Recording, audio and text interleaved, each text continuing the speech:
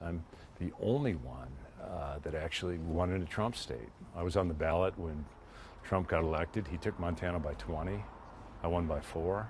Montana Governor Steve Bullock says his ability to reach across the aisle sets him apart from his Democratic opponents. I've also been able to really bridge divides here. I mean, my legislature's always been at least 60% Republican.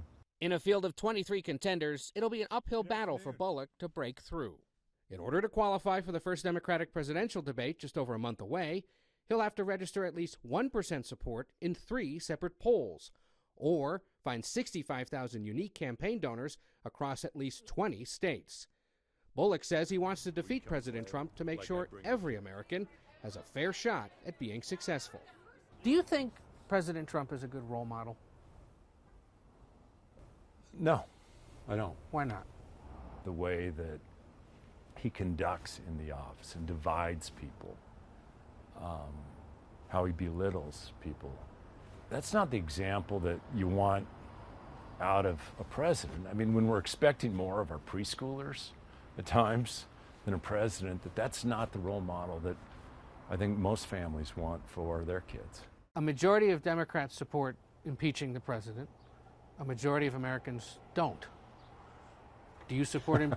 Do you support impeaching President Trump? I support Congress doing full investigations, as they should. That's their job. I mean, people are more worried about, am I going to be able to afford college? Is my kid going to get sick? Bullock is also the former Montana Attorney General and says tackling campaign finance reform is one of his signature issues. He also wants universal background checks for gun purchases and to address climate change. The governor told us China is a major economic threat, but that new tariffs are hurting Americans. Tariffs have hit your state pretty hard, especially the wheat farmers, I know. And there have been millions given to them in relief. But is that the way to combat China?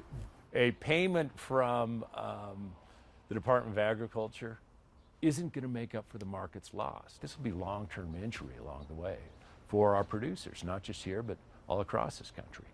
Who's our greatest global foe?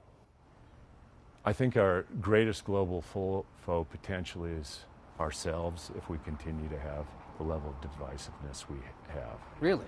Yeah. When the rest of the world sees that Congress and the president can't agree, or the divisiveness that we've seen on every single potential either military action or other.